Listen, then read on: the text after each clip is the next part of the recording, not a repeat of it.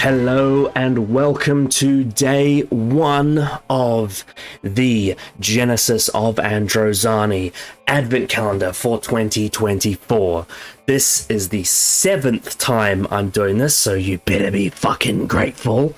I'm joking, of course. Initially, I had an idea in mind for what I was going to do for day one, and that was kind of like what I did last year. I was going to compile my reactions to season 1 of the new era of Doctor Who on Disney, and that being the first season with Ncuti Gatwa. All the episodes from Space Babies to Empire of Death. And then I looked over the reaction footage that I filmed over the course of those episodes, and I think I've kind of come to the conclusion that unless I'm in a room of people where there's a social environment, or over a Discord call where there's a social aspect, I actually find that my solo reactions aren't the best material to post for a video, and it seems like that I feel like my strength is more so being able to discuss and dissect as opposed to react.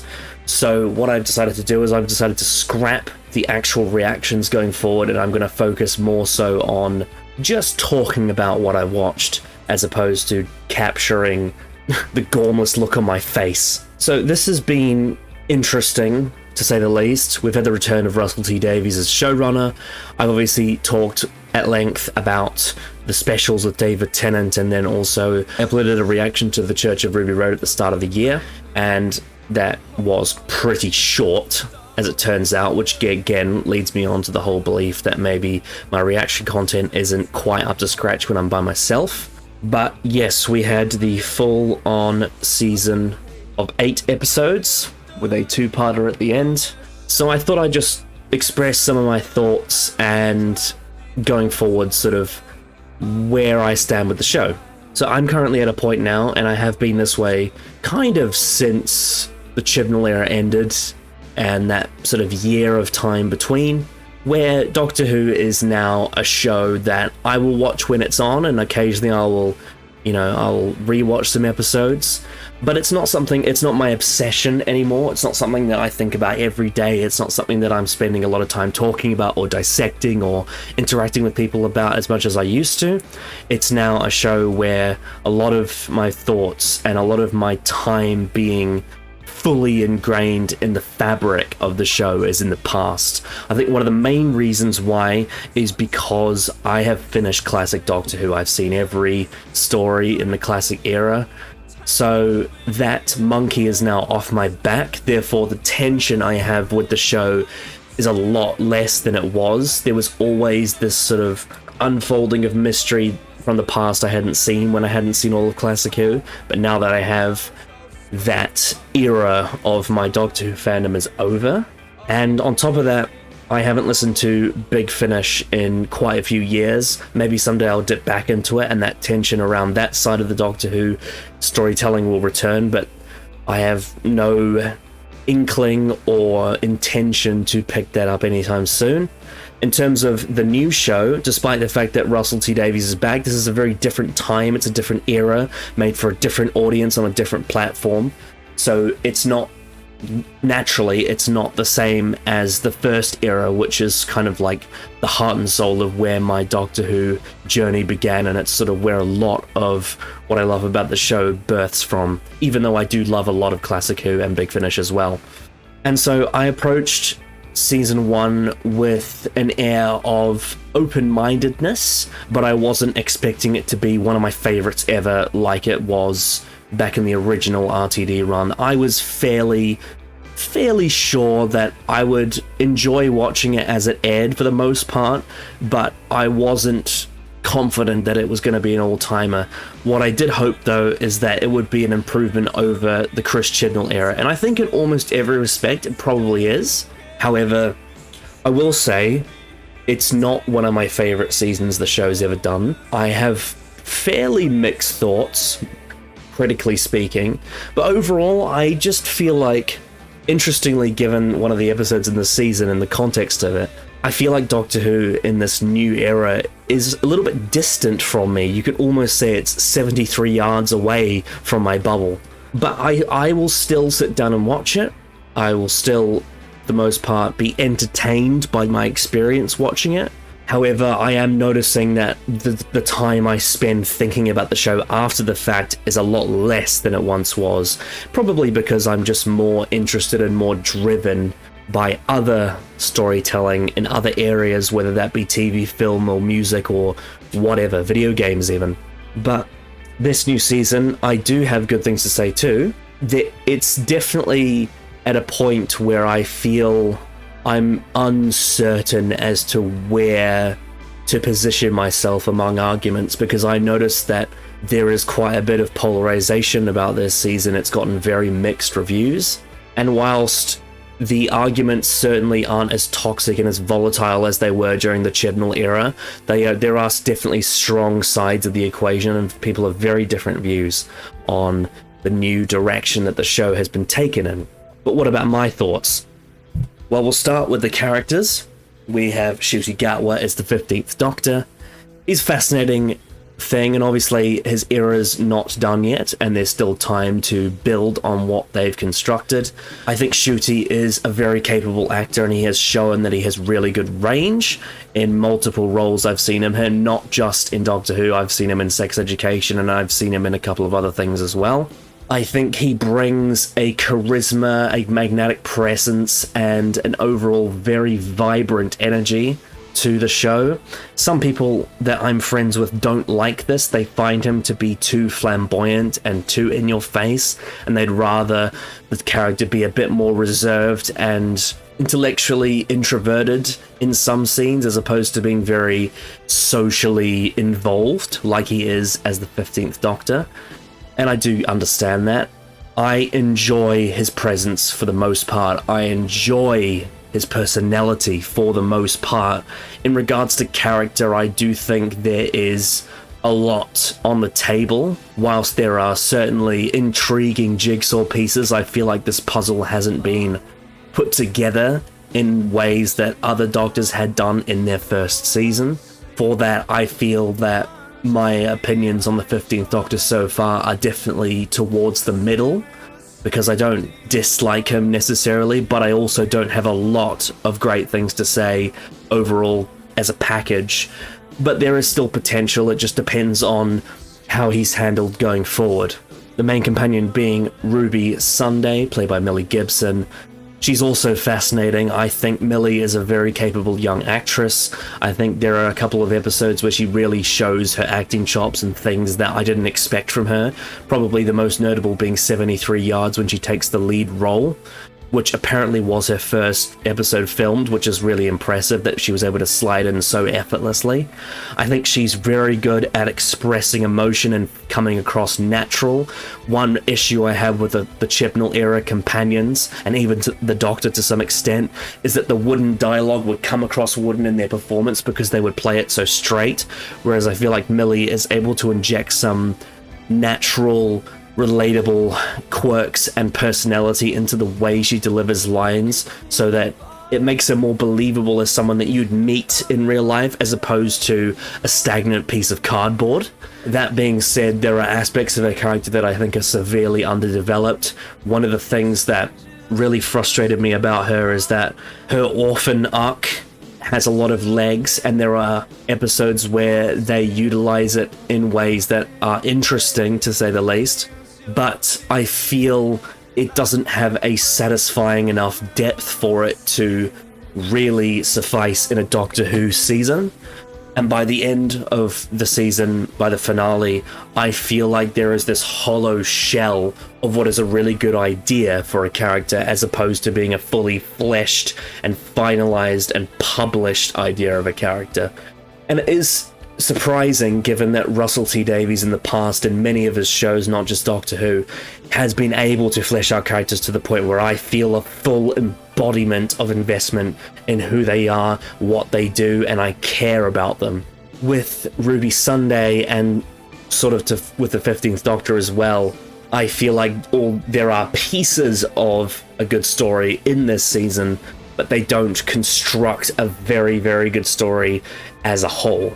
And it does bother me a bit, I will say. It does really bother me. I also think that throughout the season, and this is something that JXE had pointed out once or twice, is that there seems to be a bit of an issue with some character agency in some of the episodes, depending on which one you pick.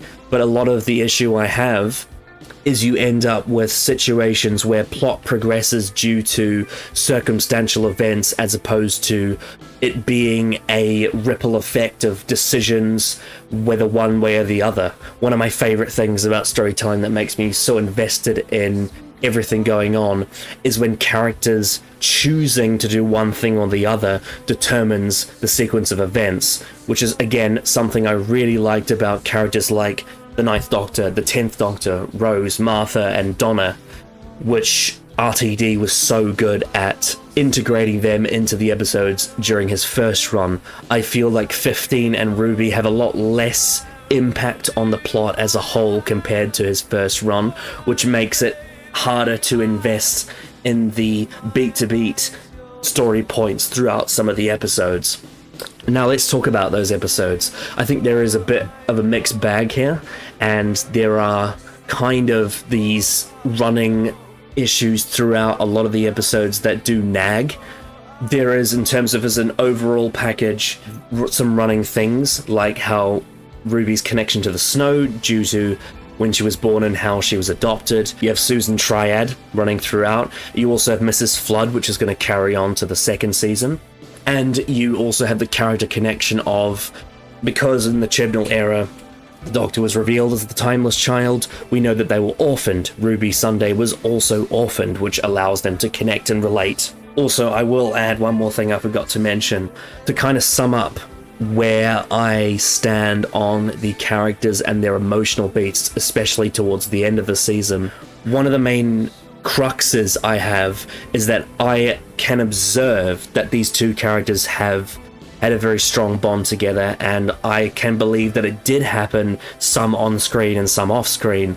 But the missing element for me is what I call the immersion triangle, and that is that the third degree of where this story should be, but kind of falters, is that not only should it be that the two main characters of the season have gone on this journey, but I feel like that I should feel like I have been there for enough of that journey to feel as strongly about the scene as they do about each other. And I think for me that's why the end of the season feels so abrupt and a little bit hollow, is because I don't feel the same emotions that they feel on screen, and there is this disconnect, and I know I'm not the only one that feels this way.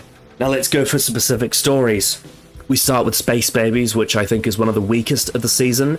I think one of the biggest issues is that the plot is quite haphazard, and it doesn't have enough dynamic cause and effect to create a really engaging story. It also has some really poor special effects on the baby characters because the expression on their faces won't match what the actors behind the voices are saying. I think character-wise leaves a lot to be desired, and there are a lot of mechanical issues that are holding it back. Some people think the humor is really juvenile. I think it's a little on the stupid side, but I don't think it's anywhere near the worst we've had in the show. I would say it probably goes just below a passing mark, though. I think my favorite thing about Space Babies was the scene where it snows in the spaceship. I think focusing that around Ruby, especially given it's the start of the season and it's the first time we've really seen, the snow from the Church of Ruby Road has returned, and the context is so out of left field that it's kind of a great setup for the mystery behind what is to come. Whether or not that's paid off or not is up to the finale, but in the context of Space Babies, I think it works well. We then follow with the Devil's Chord, which I personally think is improvement. This is a very divisive episode. A lot of it comes down to how you feel about Jinx Monsoon's drag acting. It is understandably something that provokes quite strong emotion out of the viewer. It's a bit like Marmite or blue cheese or pineapple on pizza. It has a very rich presence that dominates the episode, and whether you like it or not is going to have a strong impact on how you respond to it. Some people think it's extravagant and entertaining and fabulous. Others find it annoying, aggravating, over the top. And one of my friends said that not only is Jinx chewing the scenery, they are sucking the scenery, to sort of reference their sexual energy. It also features the Beatles. I think the Beatles, when they do appear, especially John and Paul, there's a lot of good stuff in there. I also just feel that they should have been in it more. And this kind of brings me to another issue I have with the season, is because of how much they are packing into these episodes, because they are a lot more jammed than the original RTD era was. I feel that a 60-minute runtime for some of these would have benefited a lot more than the 45 to 50 that they went with. Because if you're trying to make it that dense, you either need to make it really, really layered and be able to compound the elements in a really smart way, not to disrupt the pacing and the flesh of the episode, or you need to extend the runtime to allow things to breathe. And I think that in a lot of episodes in this season, that is a common issue I have. I think the Devil's Chord in its presentation does a lot right, especially in the costuming. I think there's a lot that goes right with the sound design, with some of the visuals, but it's certainly far from perfect. And it also brings up something that, with the musical notes being a big part of the action sequences, that is another divisive element of this season, and that being the more focus around fantasy logic as opposed to science fiction. This was something that was set up in Wild Blue Yonder when the 14th Doctor, played by Tennant, went to the edge of the universe and invoked the prophecy. And then from there, the next episode in the Giggle, we got the Toymaker. And this has opened up a whole different idea of what the show can be. I totally am behind the idea. I think Russell wanted to do something completely different for the show that we'd never seen before. Understandably, it's divisive because the show has featured heavily logical science fiction, when it's written well, obviously, since the start. And there are still some sci-fi elements in the show, but by opening up the possibilities of more unruly fantasy that leaves a lot of questions, it will naturally obscure a lot of viewers' tastes.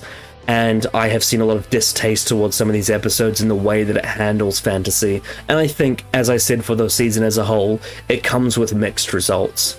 The next episode we have is Boom, which sees the return of Stephen Moffat. Again, very, very mixed thoughts on this episode. I think the best thing about it is the performances, especially from Ncuti. I think this is possibly, in terms of as an overall episode, is probably his best acting we've seen so far. There is also really, really nice visual presentation, especially given that there's a lot of chroma keying involved and a lot of CGI. This could have gone very wrong. I suspect the Disney budget certainly helps create the realistic sense of immersion among this episode. I think the concept is really interesting. The idea that it's all one long scene and it's the Doctor standing on a landmine for the whole episode, it is very Doctor Who, and it is very classic Moffat. I think where my issues with this episode begin is kind of everything to do with the war involved within the episode, mainly to do with how the kind of, the mechanics and the ignorance, whilst there is certainly a precedent for ignorance among warmongering, I think the handling of how the war impacts the story and the mechanics of each scene are quite sloppily executed, and they make some characters seem stupider than they are. They are propped up by some quite contrived moments. I think the base setting is wasted and doesn't appear enough as much as it should, especially given how much effort they put into building that side of the story. And I also feel like the sentiment at the end is very saccharine, and it is classic Moffat, and it is something that we've seen a lot in his era, especially when he was showrunner, but it's just something that does not suit me, the overly sentimental view of parenthood and a child and the love that comes with it.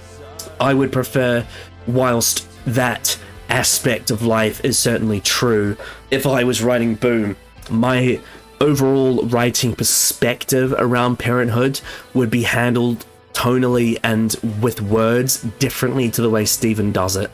But I'm also not a parent, so I don't actually understand, whereas he does, so maybe that is why the difference is there.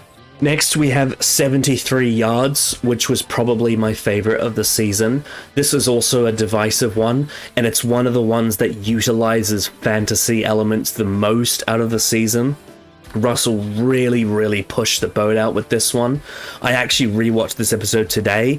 I'm recording this a couple of days in advance of this coming out, and I'm rewatching it because of a live stream we're doing on day 2. Stay tuned to find out what that's all about. But I really loved this. I thought that this was the best showcase of Ruby and Millie Gibson's acting that we had in this season. I found the mystery captivating. I found the way that it handles things like abandonment and trauma and the perspective on insanity really fascinating. I liked the way that it tied the mystical elements into the story. I thought that there was some great humor, especially early on. The direction was all superb. It was visually stunning. The time lapses were really well paced, and it made for an interesting turn of events. And the way it wrapped up, whilst it is shrouded in mystery, and some people have said, especially some of the biggest critics of this episode, have said that the unclearness of this compared to other episodes in the past, which have been left with some level of ambiguity and mystery, can be interpreted as nonsensical, which is true. It can be interpreted and seen as ridiculous, which is true. But I think in this instance, I choose to take the perspective that I viewed through the lens that I saw when I watched it the first time and when I watched it this time. And in my mind, the reality of how the power behind the existence of the 73 Yards entity works within Ruby, it stems from something that we cannot quite comprehend. And by inferring based on the events within the episode, you do have to take a level of faith and trust that even though the logic behind it doesn't have a clear through line, that it is possible. Because I believe it is possible in the confines of what we know. The understanding that this creature has the ability to tell something that every person in the world would hate Ruby for, no matter who they are, that there is something deep within us. There is something that is truly dark and traumatic about every human, every person that exists, that would twist us into a horrible, abandoning person, that even someone you love, you would flip a switch on. That this creature has the power to make you believe the lie, and it has the power to make you fully act on it. I think as a connection, given that Roger William App being the politician that she has to take down, being someone that has taken that hateful turn, that is also seen within the eyes of the characters that abandon her, and then that being translated onto the fact that she was abandoned by her parents, that she was orphaned. It's a great connection for her character. If I was in charge of 73 Yards and I was the showrunner and I was allowed to make big decisions, and this episode was allocated an extra 10 minutes of runtime to hit 60, I think one aspect that I could see fleshed out is the political aspect being around Roger William App. Some people have complained that it doesn't do justice to the complexity behind him as a leader.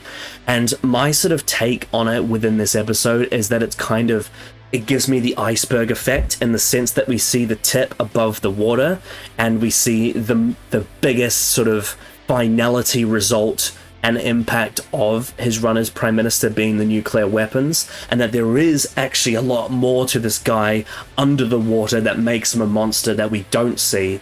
And I feel that I can infer, based on the perception of Roger in the episode, that complexity does exist, but the perspective fully isn't given to the viewer. Now, would it be a better episode if it was extended to 10 minutes and that was fleshed out? Maybe it would, maybe it wouldn't. I'm curious at the idea, and if that version existed, I would like to see it. However, I'm still content with what we got. Overall, this is my favorite of the season. By no means perfect, it just hits a lot of the right spots for me, and a scene that I absolutely love is that when Ruby, as a dying old woman, is visited in her bed by her carer, the way that the carer pretends to receive Ruby's words with positivity kind of shows the facade of service that we give to each other, especially in the professional world.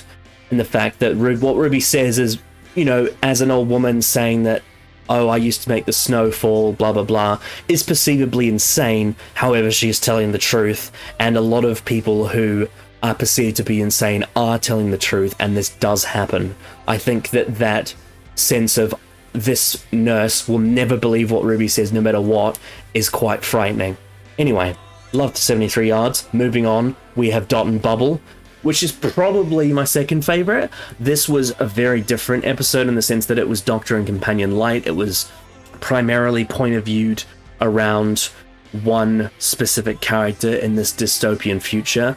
I think that Dot and Bubble is interesting because it changes on first viewing, on depending on your rewatch, given how it twists, because we don't fully understand the functionality of the society at first, and the signs of bigotry are subtly woven, subtle to the point that a lot of people missed it on first viewing, which I think is really effective politically speaking, because in real life a lot of people overlook the actual bigoted, subtle microaggressions that happen in real life, in conversation, in action, and in societal sort of systemic issues.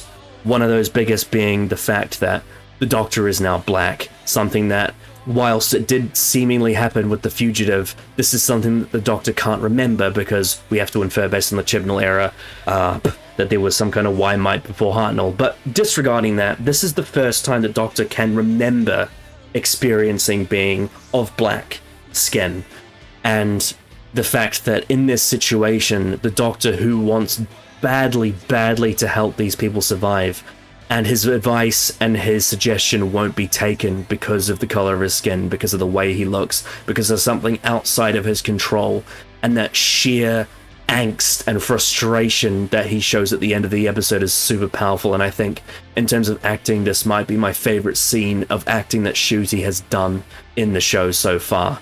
It's extremely striking and powerful. I also think that the perspective around the reliance on technology and how it kind of turns the characters, some of the characters, into really useless and dysfunctional and codependent beings and unable to function without technology is a frightening dystopian idea, but one that could be very possible in a science fiction future of dystopian fantasy. Some people criticize that it goes a bit too far. For example, the scene where she walks into the pole as being, okay, surely this wouldn't happen. This is completely beyond human capability. I can understand that idea, that some of the points of ineptness within her are hard to believe, especially given that there are other scenes later where she has a bit more competence, physically speaking. Some of that is to do with her reassured accompaniment by Ricky September, but at the same time, yes, there is elements of Dot and Bubble that are stretched a bit beyond belief. But as an overall package, I really dug this one. Then we came to Rogue, which might be my least favorite of the season. It's either this or Space Babies. I toss up. It kind of depends on which aspect of the storytelling I want to harp on the most, because Space Babies is messy in ways that are different to the way Rogue is messy. I feel like Space Babies and its issues are a lot more blatant, and they kind of exist in the foreground of almost every scene. Rogue is a little bit more in the threading of the episode, and it kind of rides this extreme fence of, if it works, it could be acceptable, but if it doesn't work, the consequence and implications of the episode are quite steep. One of the biggest contentions that I have discussed with multiple people who are on different points of view of it is around how the love the Doctor has for Rogue is developed. And people have very different inferences around how the Doctor's perspective on feeling love for this man exists, and the level of connection that they have, and, you know, the subtext behind the actor's perspective on his connection to this person. For example, when I watched the episode, felt very jarred by the idea that the Doctor would keep a ring on his finger in memory of a guy he just met, has a lot of red flags that go against his core beliefs, and the fact that, and I know that Jeb shares this perspective with me, I think Callum might do too, in the past and in a lot of text within the show, the Doctor has been characterized as very hard to get, as being a love that takes a lot of earning. In this episode, to me, given with the idea and the inference I have that the love that he had for Rogue was very deep and very emotionally charged, it feels forced and unearned to push it this far to this level with this specific person. Other inferences I heard, my friend Joey has said that the love that the Doctor has for Rogue is actually a lot less than I believe it is, that it's actually a lot more momentary, and it doesn't have the level of kind of passionate human sentiment and overlooking the flaws that I say, and that there's sort of an idea of what's missing in 15's life, and that Rogue kind of represents a hole in him that he can't seem to fill, and that it's not necessarily that he loves the person, but he is attracted to the idea of someone like Rogue being there and sort of bringing out something in him that isn't there. And I think that's all great ideas on paper, but I do wrestle in my mind whether or not that this whole perspective works and how it kind of functions and how that is handled within the characters. There's also another side of the episode that exists, and I think my biggest issue with the other aspect being the sort of Bridgerton alien aspect is that I feel that there's a lot of rushed elements. There's parts that don't quite add up in my mind, especially with some of the twists they do, and the perspective of the Doctor feeling really harsh against the aliens feels overdone and doesn't have the built up to and earned context that something like the Family of Blood does. I'm uncertain as to whether this particular instance of him going overboard with his idea of punishing the characters really works in an episode like this. And it's just a bit messy, I think. And there's some dialogue that doesn't sit right with me. Then we get to the two-part finale. We start with the Legend of Ruby Sunday, a tricky one to dissect. Again, a very mixed reaction. This is obviously a big setup episode.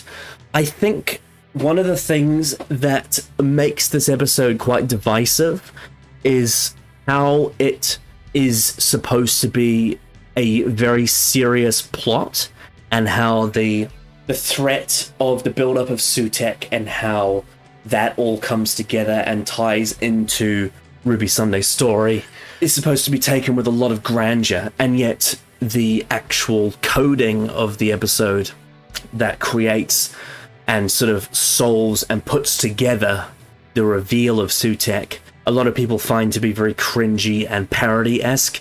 For example, her name's Susan Triad, Sue short for Susan, and she's, something about technology, Sutekh.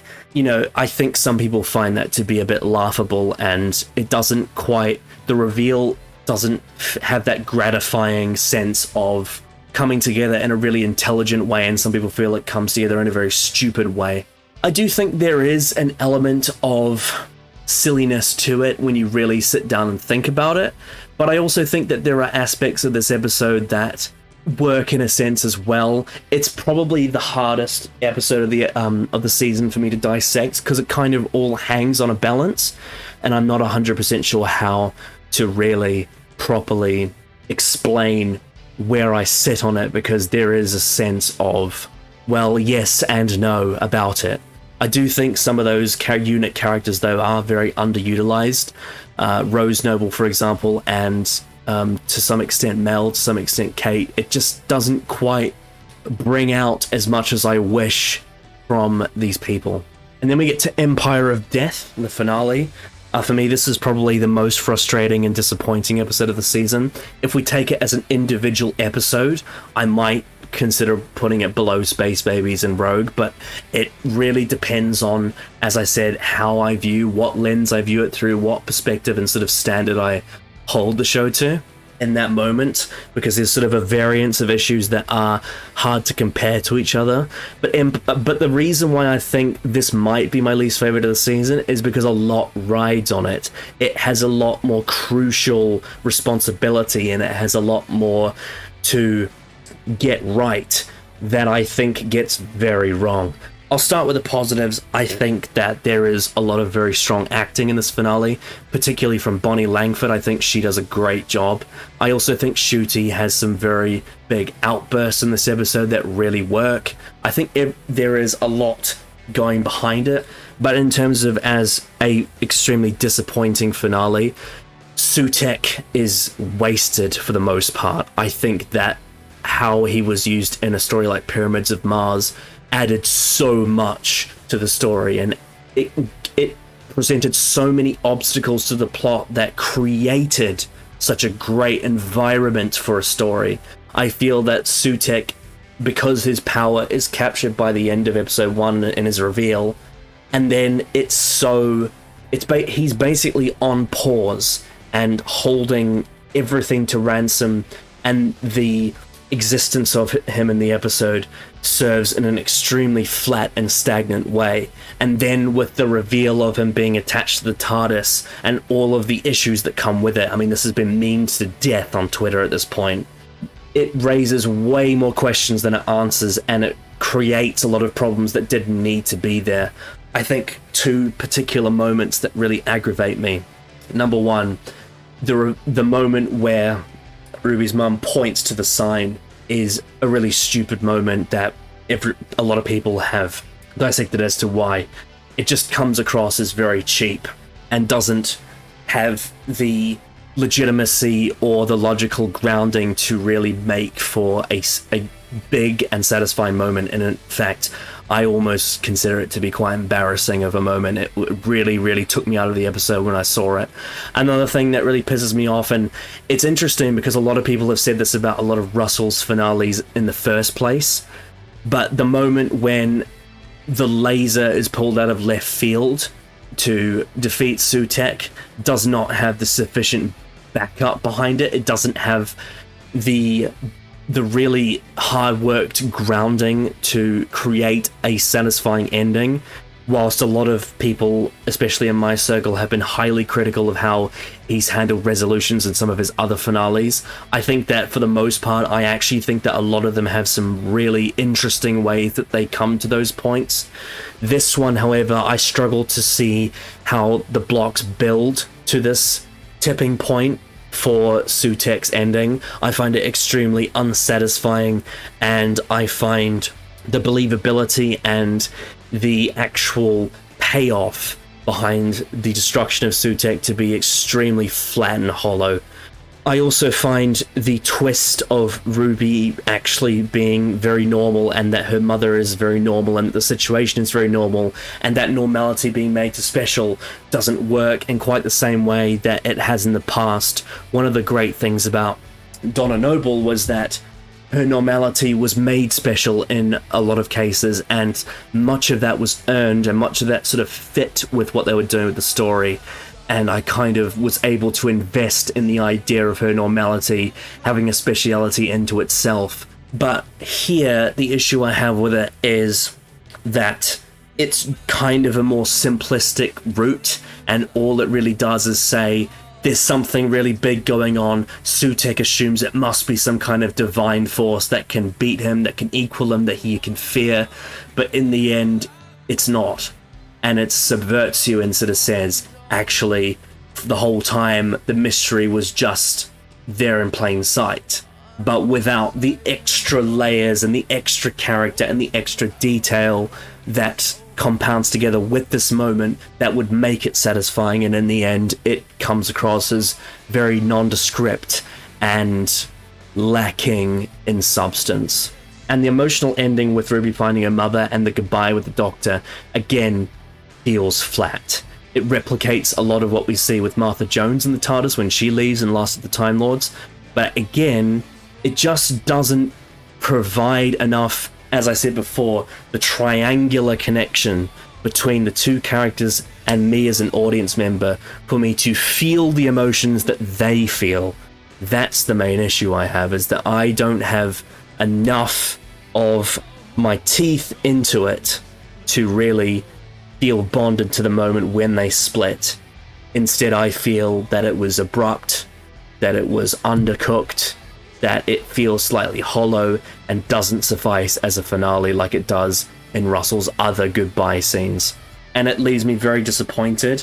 And whilst it may be arguable that there are other episodes he's written that mechanically and structurally make more sins and do more flaws than this one, Empire of Death as a self-contained episode might be my least favorite written episode by Russell T Davies in Doctor Who. It's a bit of a close call, and I don't know if it's by a distance, but because of how crucial it is, and because of how important its existence is, and because of how much it lets down and how much it disappoints, it really bugs me and it really annoys me. Now, unlike other people, I don't think that the finale ruins the season as a whole. I think it just ruins the ending, mainly. And overall, I still think season 1 is middling to passable, and it's a mixed bag, but I still prefer it over the vast majority of the Moffat era. I prefer over all of the Chris Chibnall era, and I probably even prefer it over some of the mid to late 80s seasons, depending on how I feel on the day. But I do think that there is a lot of room for improvement. I know Russell can do better. I've seen him do better. Some of his recent work, like Years and Years and It's a Sin, have been masterworks of television, and there is every chance that season 2 brings out a whole different side and a whole new, bright, broad side of his writing. And I believe that there is an episode next season, if I'm not mistaken, that he had to write a flowchart for the director, and I'm looking forward to seeing how that pans out. I hope it gets better. I do think this is better than Chibnall Who, but there's still a long way to go for him to live up to his mighty reputation. So I do have a level of optimism, but I don't have a high level of love for this season. So yeah, that's my thoughts. That's day 1. Hope you'll enjoyed. We'll see you all tomorrow for day 2, which is going to be a live stream, and you'll have to wait and see for what that entails. I bid you adieu, a good night, and a goodbye. A bang.